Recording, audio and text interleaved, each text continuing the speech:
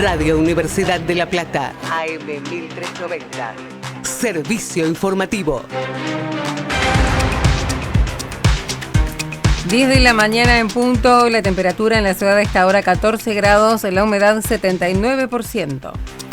El gobierno argentino le pedirá a la Corte Penal Internacional la detención de Nicolás Maduro. La nota firmada por la canciller Diana Mondino será presentada el lunes ante la Fiscalía de la Corte. La solicitud se suma a la que hicieron 30 expresidentes latinoamericanos.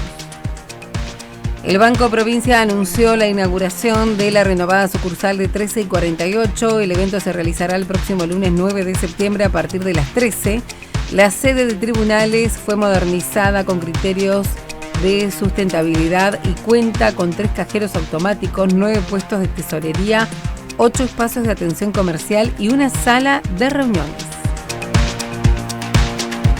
El Estadio Único de La Plata será sede de la Expo Igualdad Bonaerense. Este encuentro se llevará a cabo hoy y mañana entre las 12 y las 18 horas.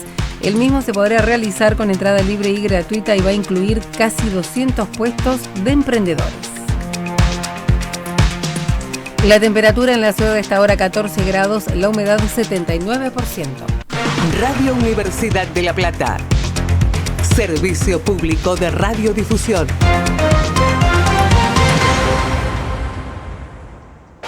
Desde lo más alto del edificio Karakachov, transmite LR11. Radio Universidad de La Plata. AM 1390. Servicio público de radiodifusión.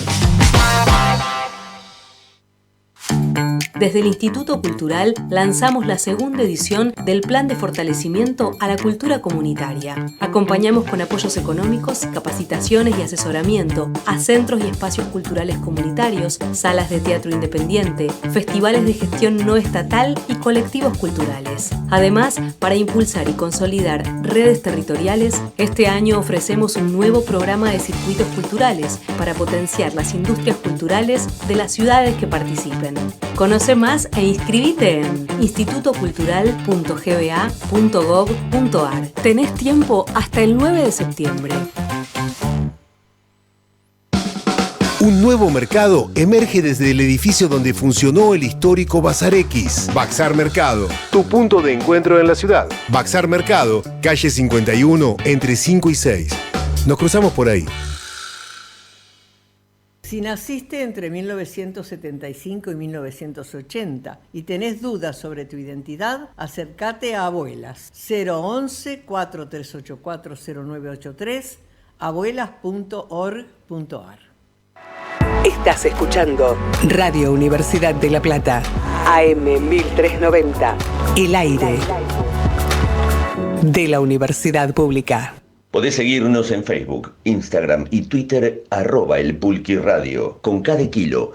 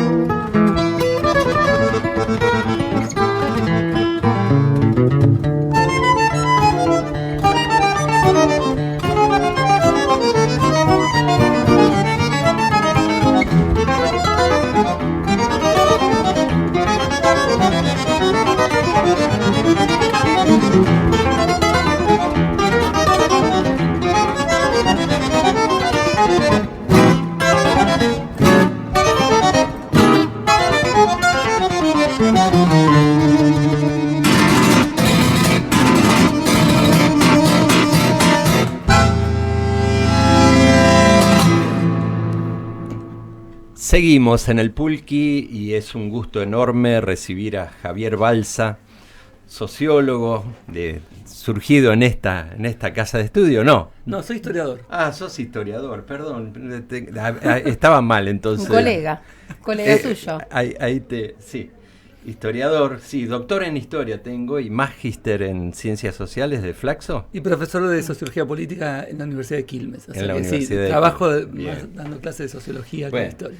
Y que nos conocimos hace como 40 años aquí por estos pasillos de la facultad, militando en el MUI, ¿te acordás? Movimiento Universitario Intransigente. Exactamente. Nostalgia, éramos muy jóvenes. Y bueno, autor de un libro ¿Por qué ganó Milei?, ¿no? Y además también lo invitamos porque han desarrollado desde la UNCI una encuesta que nos parece interesantísimo desglosarla, ¿no? Porque hay un trabajo de investigación en relación a los votantes de Massa y a los votantes de Milei en segunda vuelta, y bueno, y el comportamiento que han tenido en estos 7, 8, 9 meses, ¿no? Bueno, así que bienvenido, Javier. Y bueno, la primera pregunta es ¿por qué ha ganado Milei, ¿no? Y en primer lugar, esto de compremos el libro y leámoslo, ¿no? Sí, o sea, eso tenés que pasarnos dónde conseguirlo. En todas las librerías. El libro está editado por Fondo de Cultura Económica, así que está en todas las librerías. Y sí, es un intento de una explicación, digamos, profunda. Trata de evitar las explicaciones más rápidas o sencillas. Fue culpa de la pandemia, porque los jóvenes estaban embroncados, o la inflación.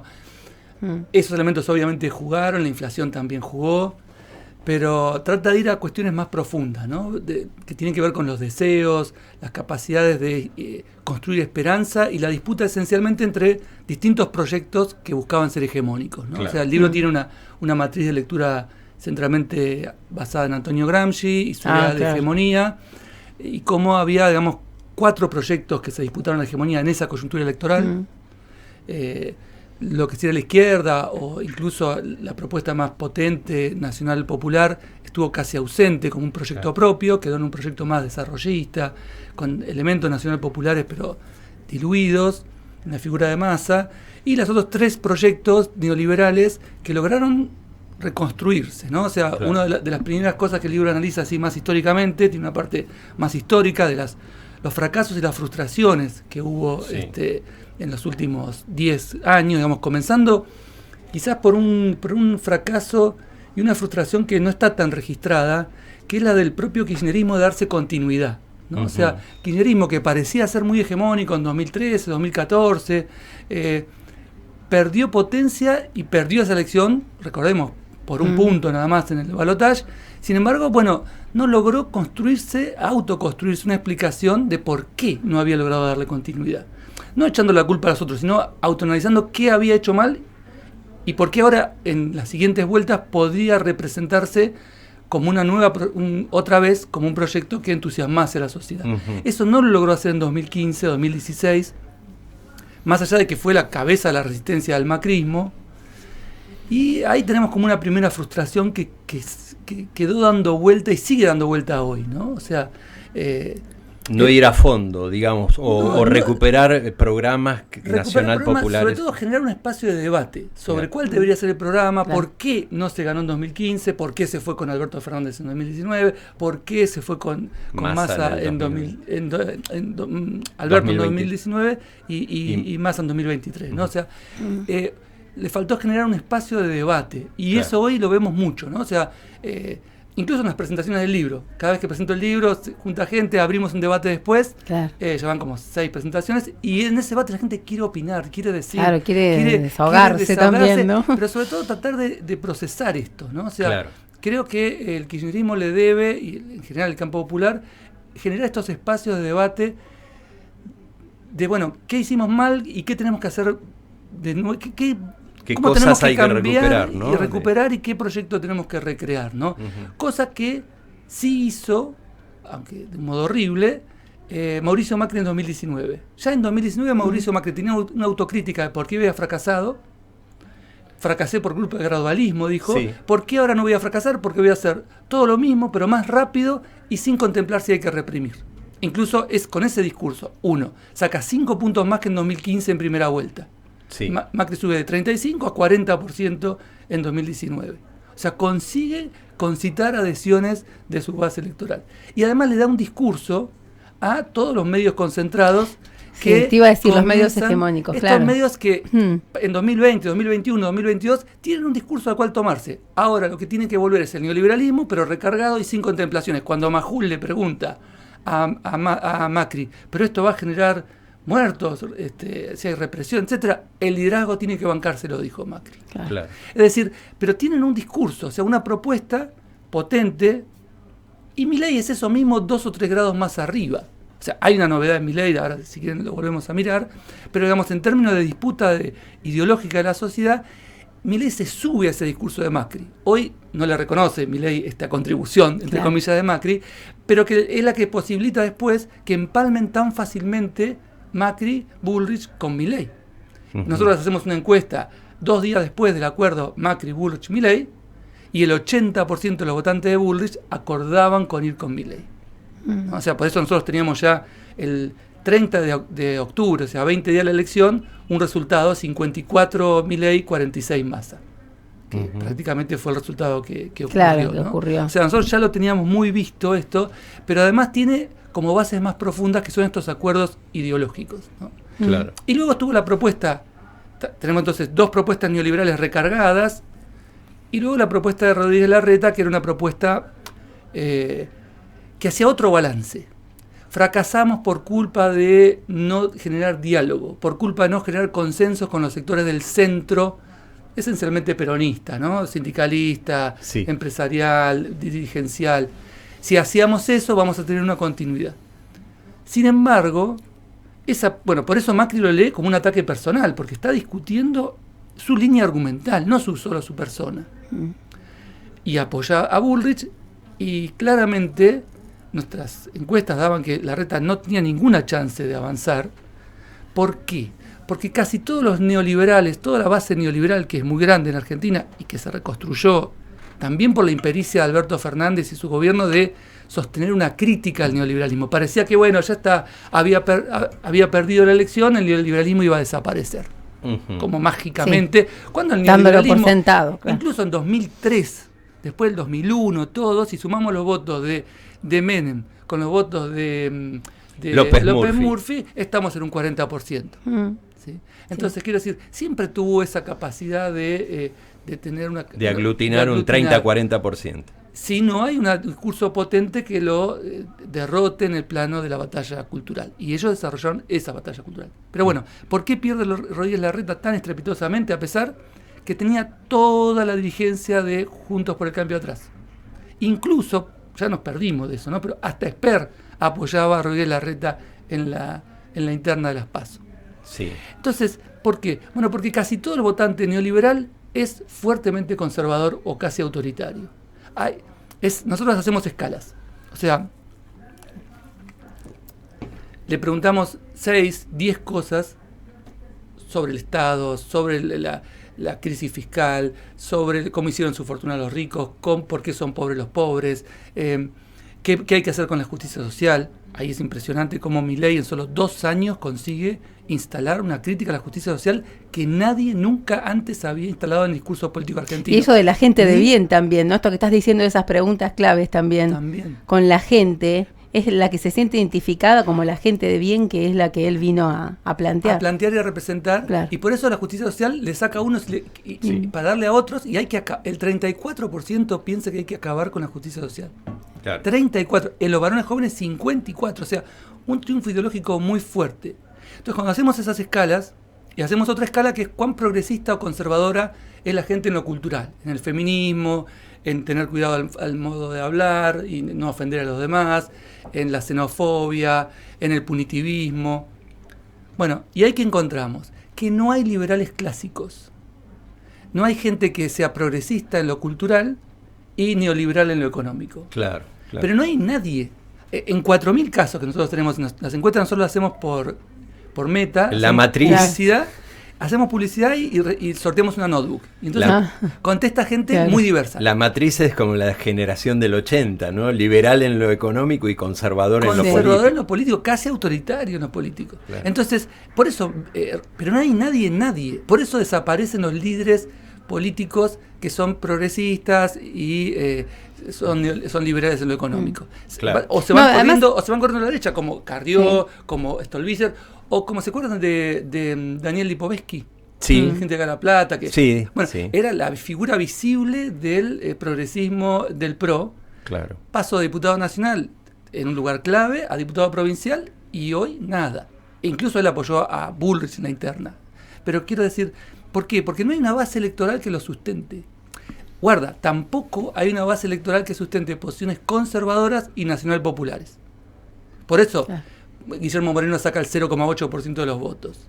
Claro. Porque todos los que somos nacional populares, o de centro izquierda o de izquierda, somos progresistas. Todos.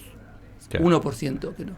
Entonces, ahí hay una tensión compleja que en el libro analiza. ¿Y la gente que se arrepintió? Que se escucha en la calle y dice, ¿lo dice porque lo dice? Pero es muy bajo. Lo dice porque... Si ves la encuesta, hay un 10% de los arrepentidos. Se escucha en la calle, me arrepentí de haber votado Milei. Muy poco. 10% de la gente.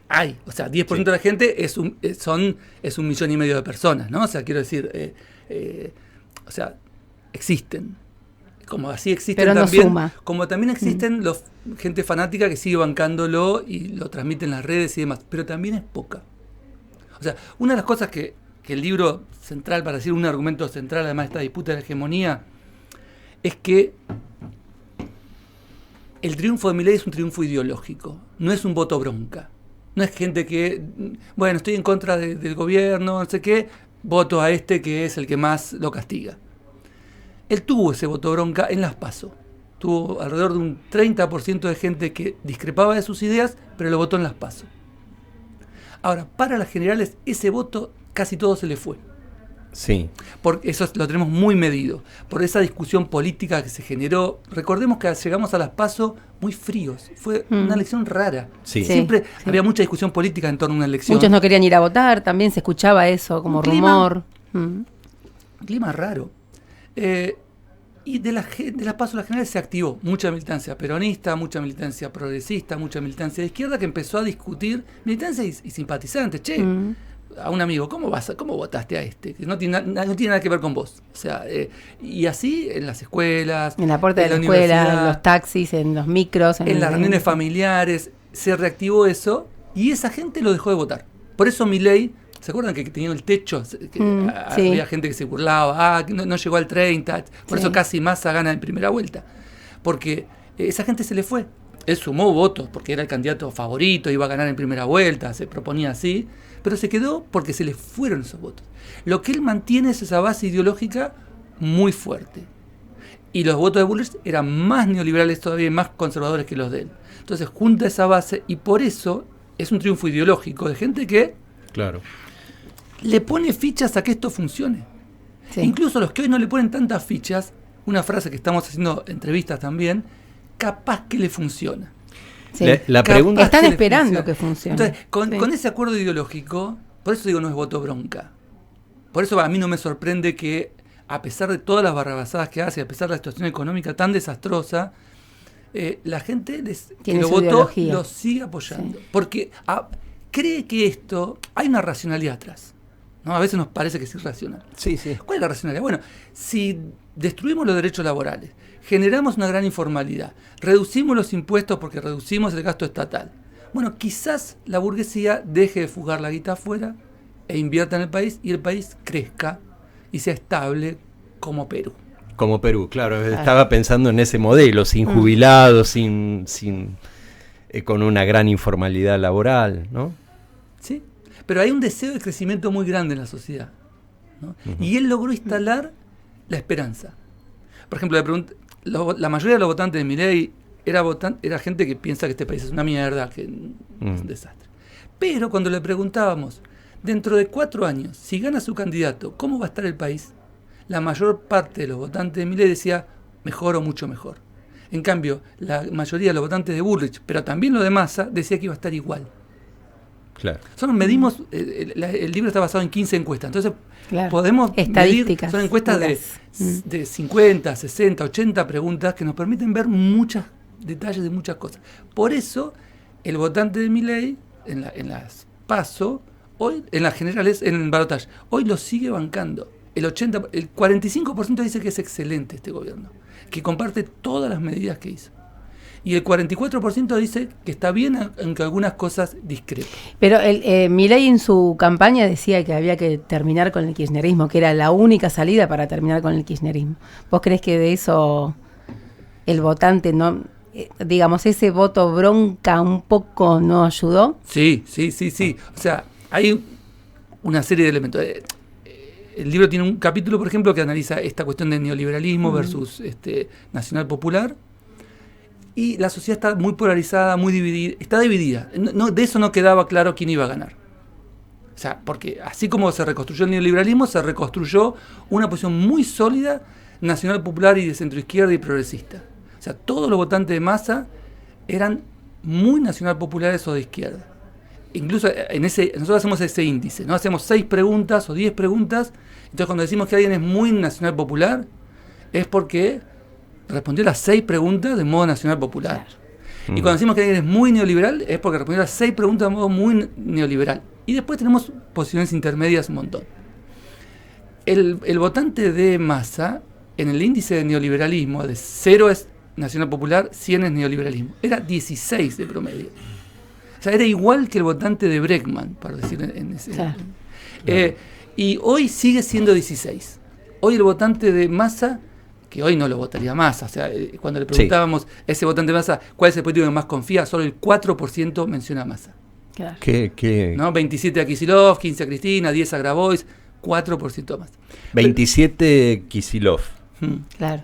Pero es una pregunta muy genérica, ¿no? O sea, no es que medimos candidato por candidato. Es la figura, digamos, que hoy se emerge. Claro. Espontáneamente responde eso. Pero, o sea, es un votante muy sólido en su crítica, ¿no?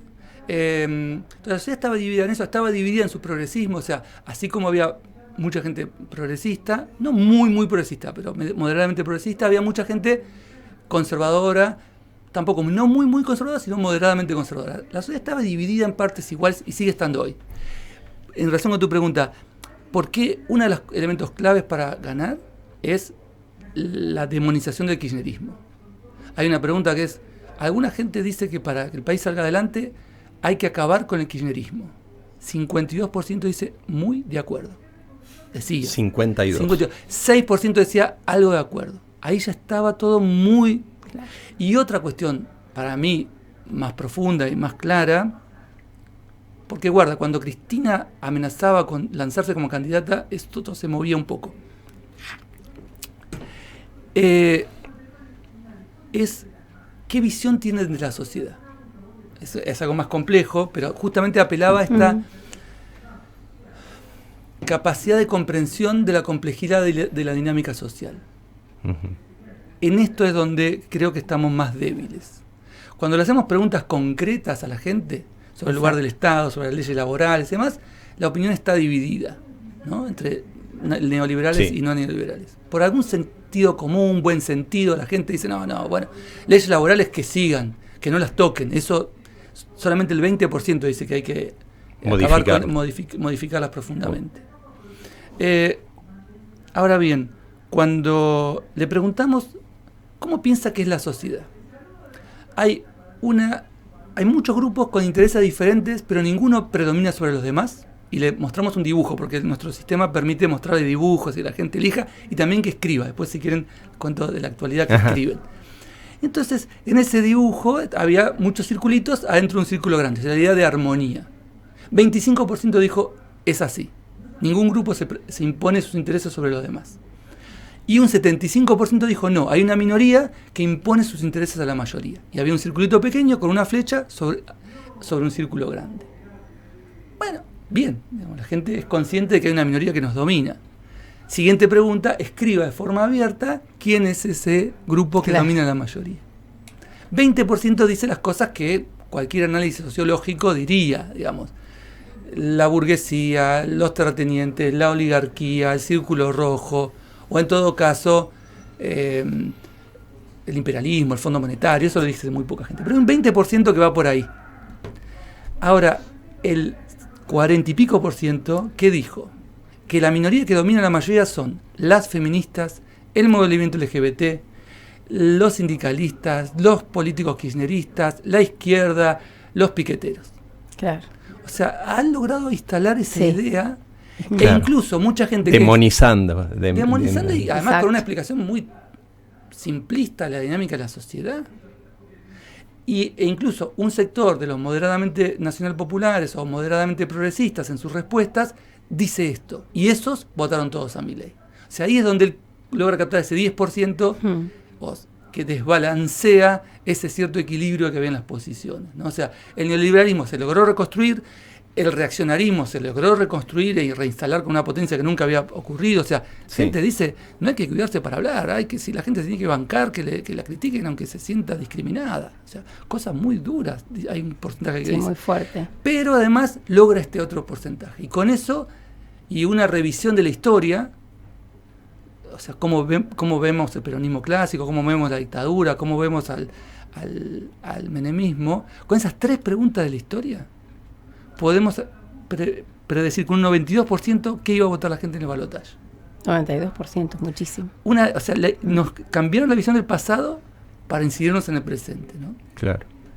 Esa era la pregunta, ¿cómo funciona en el imaginario esta restauración neoliberal, conservadora en lo político, neoliberal en lo económico, después de las experiencias de la dictadura, del menemismo? ¿Cómo funciona eso en el imaginario para querer volver a ese estado de cosas? Ellos lograron reinstalar una revisión del pasado.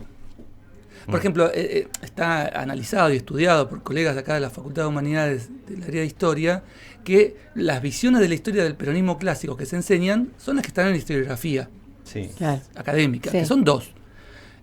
Fue algo necesario para integrar socialmente el país y además posibilitó el desarrollo industrial, etcétera.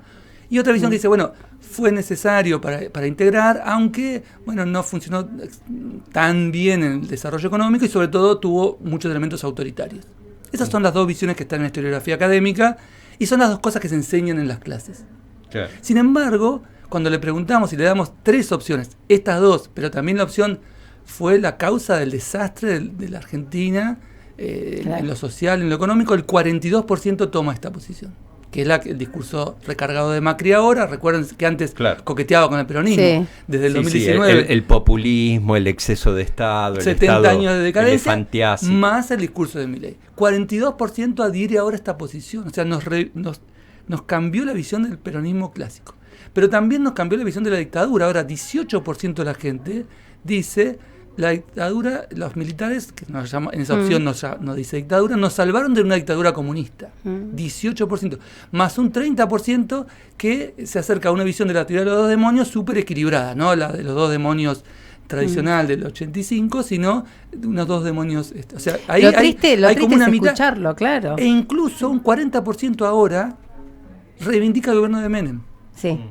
Cuando lo vemos todo el tiempo, lo vemos en los medios, por eso digo los pero medios. la gente, pero tienen capacidad para que la gente piense ahora sí, ¿no? Entonces, es complejo, ¿no? Pero vos crees que esa capacidad para que la gente piense así, y los medios influyen, los medios hegemónicos influyen en cuánto porcentaje, ya que estamos con tanto porcentaje. ¿Te animás a decirlo? No, esto es muy difícil, esto es muy muy difícil de medir, o sea, ¿de dónde sale que la gente piense de una determinada manera? Nosotros podemos medir, podemos ver discursos que se emiten y podemos ver cuánto la gente adhiere a esos discursos o no. Los canales para verlo exigirían trabajos muy personalizados. Vamos ahora a lanzar un y están las redes también. Y están las redes, ahora te comento un cachito de esto. Pero vamos a lanzar un estudio tratando de ver cuánto...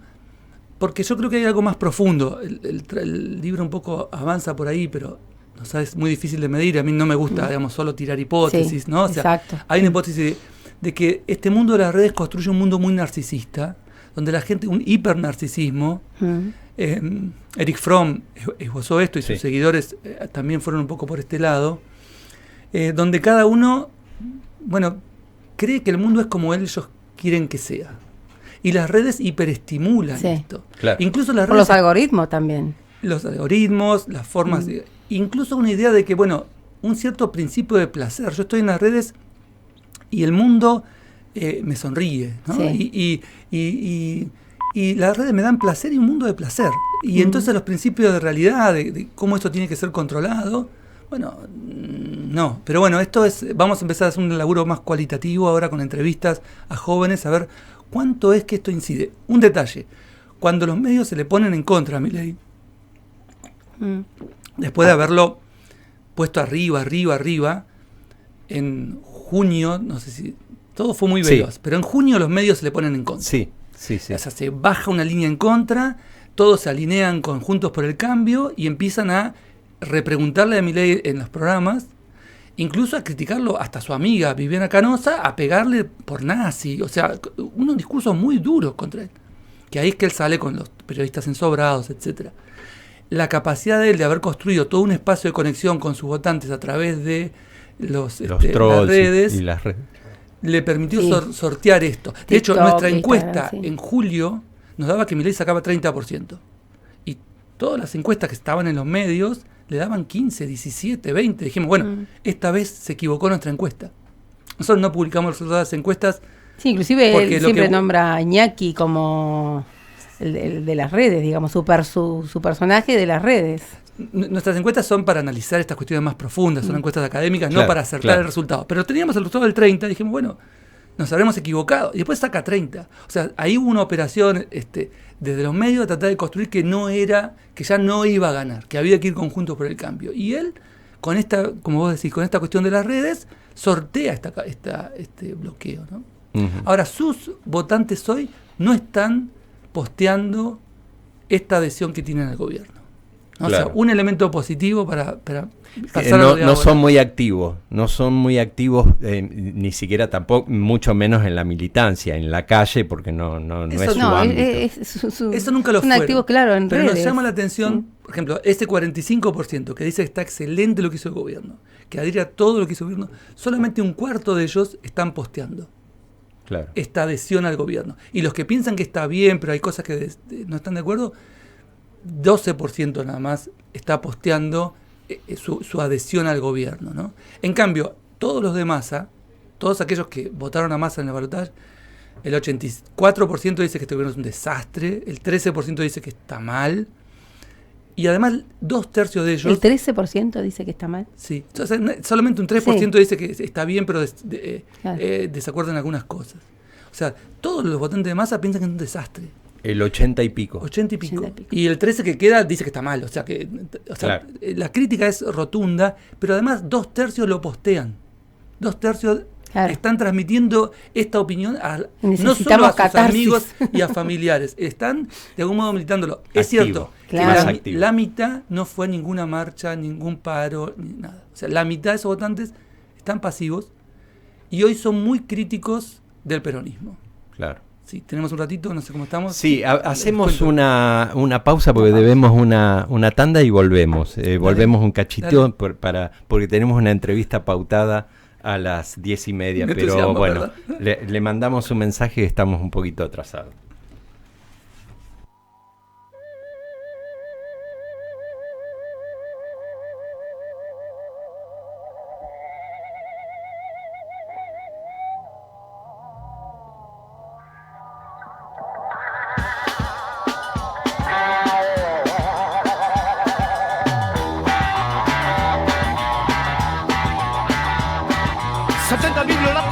Nada más, ni un mani para mascar, 4 minifaldas y un patín olvidadas en un rincón.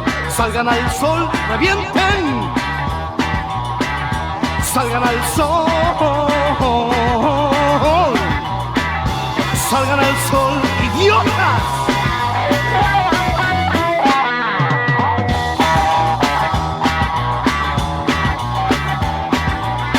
Biblioratos, nada más, ni un mani para mascar, una secretaria en minifalda y mi jefe en el rincón.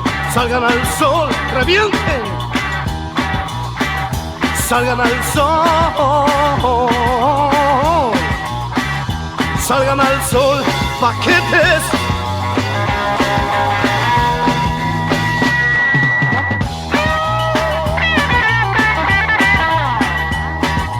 Cuatro solteronas desinfladas que se creen un primor.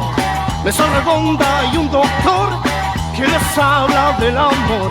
Salgan al sol, revienten. Salgan al sol. Salgan al sol, idiotas.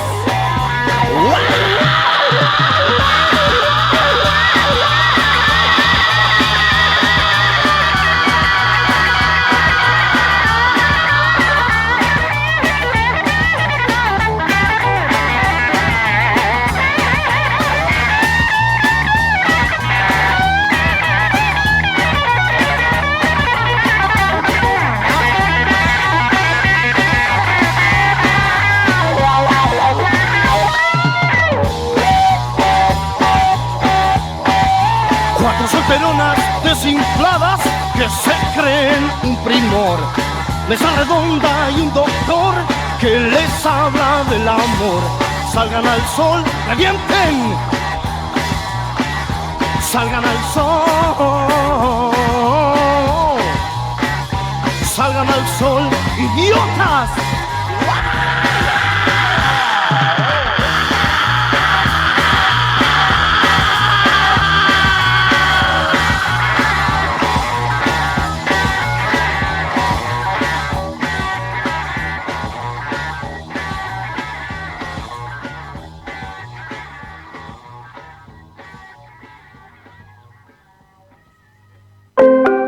Año 1940. La Argentina ya contaba con más de 50 estaciones de radio en todo el país. 14 de esas radios estaban ubicadas en la ciudad de Buenos Aires. Sin embargo, en junio de 1944, la Radio Universidad de La Plata se vio obligada a suspender sus transmisiones debido a la decisión del gobierno nacional liderado por entonces por Edelmiro Julián Farrell. Este acontecimiento lógicamente reflejó un contexto político en el cual las emisoras, las radios, incluida la nuestra, por supuesto, Radio Universidad, se vieron afectadas por las decisiones gubernamentales. La interrupción de las transmisiones pudo haber estado vinculada, creen algunos, a cambios en las políticas de comunicación y control por parte del Estado y las autoridades de la época. La suspensión de Radio Universidad de La Plata en 1944 representa un episodio, en el cual la libertad de expresión, la autonomía de las emisoras, la autonomía de la universidad en última instancia, fueron influidas por la situación política nacional. 100 años. 100 voces. Desde el 5 de abril de 1924, la primera radio universitaria de la galaxia. Llega la segunda edición del Festival Internacional de Cine de la provincia de Buenos Aires. Más de 220 películas para disfrutar. Más de 30 países representados. Proyecciones en 40 municipios de toda la provincia. Vamos a lanzar el primer mercado internacional de la industria audiovisual de la provincia de Buenos Aires. Vas a encontrar desarrollo de proyectos, clases magistrales, entrevistas abiertas, conciertos, conversatorios, cine barrial y muchas sorpresas más. 10 días a puro cine bonaerense. Te esperamos del 4 al 14 de septiembre. La entrada es libre y gratuita.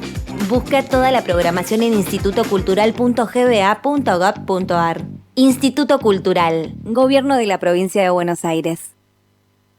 ¿Necesitas un mecánico de confianza en La Plata? No busques más. Mostajo Mecánica. Mecánica en general, distribución, inyección, frenos, suspensión, tren delantero y service. Mostajo Mecánica. De lunes a sábados en 49 entre 143 y 144, número 2432. Atendido por sus dueños. Comunicate al 221-314-5881. Mostajo Mecánica. Durante todo el día escuchás Radio Universidad de La Plata.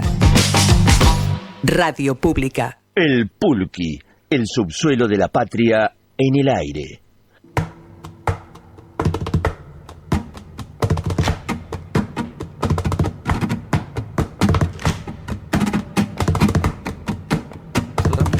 Continuamos con Javier Balsa, doctor en Historia, magíster en Ciencias Sociales y que escribió el libro ¿Por qué ganó Milei? Y estábamos también desarrollando esa encuesta y queríamos analizar el tema peronismo. nos quedan 5 minutitos, pero te vamos a dar esto entre progresismo y nacional popular, crudo, duro, ortodoxia peronista, que eligen, que se elige, y por otro lado, qué lugar hay para seguir apostando al dedo de Cristina o dar el debate en las bases sociales. A ver, empecemos por esto último. Lo del dedo de Cristina no lo preguntamos exactamente. Preguntamos si a los peronistas, aquellos que se sienten cerca o por lo menos no lejos del peronismo, que es un porcentaje muy importante, casi todos los votantes de Massa, el 80% se ubican en ese lugar, le preguntamos qué debería hacer el peronismo para mejorar, si darle más lugar, si resolver el problema de quién es el dirigente o la dirigente del espacio, o si darle más lugar a las bases para la toma de decisiones y candidaturas. Claro. Y ahí las posiciones están divididas. Ajá. Un 20% dice darle lugar, resolver el problema de la dirigencia es lo clave, y otro 20% dice lo clave es darle más lugar a las bases, pero luego hay otro 30 y 30 que dicen, bueno, lo más importante es resolver la dirigencia, pero hay que darle lugar a las bases, y otro 30% dice lo más importante es darle lugar a las bases en la toma de decisiones, pero también hay que resolver la cuestión de la dirigencia. O sea que claro, está como dividido. Ahora, si sumamos los que reclaman más la cuestión de las bases, tenemos casi, digamos, el 80% que está reclamando un espacio, un lugar donde incidir, digamos. Yo creo que ese fue uno de los grandes defectos de la construcción kirchnerista, o sea, una confrontación muy fuerte, sin una estructura en la cual esos millones de simpatizantes se constituyeran como militantes más activos, digamos, ¿no? O sea, había muchos simpatizantes, pero que no terminaba de ser parte, sobre todo además de la toma de decisiones. Entonces, cuando las decisiones fracasan, bueno, no es culpa nuestra y se retraen, digamos, ¿no? No hay un proceso de balance y de crítica. La otra pregunta que me hacías, le preguntábamos si el peronismo tiene que reafirmar su doctrina y dejar de lado las cuestiones progresistas, o más bien reafirmar el progresismo, el feminismo, el indigenismo, el ambientalismo. El 85% dice mantener la agenda progresista. Es muy poco el sector de los que se identifican con el peronismo, solamente un 15% dice no, la agenda progresista hay que dejarla de lado, ¿no? O sea que ahí tenemos claro. La otra pregunta que para mí es muy interesante, como para cerrar, es que hicimos una pregunta abierta. ¿Cómo ve el peronismo hoy? En una palabra, describa cómo ve el peronismo hoy. Sí. Las preguntas abiertas, como comentaba antes, nos obligan a después a analizarlas y codificarlas, o sea, tratar de agruparlo porque la gente escribe cualquier cosa. Bueno, me llamó la atención que como un 15% escribió la misma palabra, tibio. Tibio. Yo, o sea, un montón de gente, como si le hubieran dictado, escribía tibio. Claro. Pero a eso le agregamos gente que dice ausente, pasivo, o sea, palabras quedado, palabras que van en el mismo sentido, suman como un 31%. Claro. O sea, hay un sector muy importante que hace esta crítica interna, salgan. Claro. Y después hay un 18% que dice desorganizado, desunido, desorientado, perdido.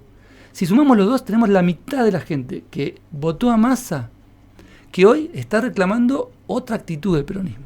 Después tenemos un 15% que es muy crítico, que dice pasado, fracaso, cosas inexistentes, ya fue. O sea, hay un porcentaje importante que hace una crítica más fuerte. Y un 27% que dice cosas positivas del tipo justicia social, resistencia, esperanza, etc.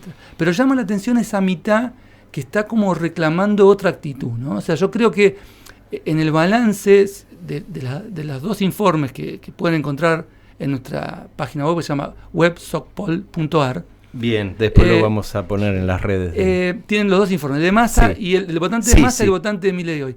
Y entonces, el votante de Milei hoy, si nos quedamos esperando que los votantes de Milei hoy se rebelen, estamos perdidos. Porque esto va a llevar un tiempo. Es cierto, hoy están dudando de su neoliberalismo, bajó un poco su nivel de neoliberalismo, mantiene su nivel de conservadurismo, pero el 90% sigue apoyando, e incluso le preguntamos, si esto sigue mal, ¿usted saldría a protestar? No.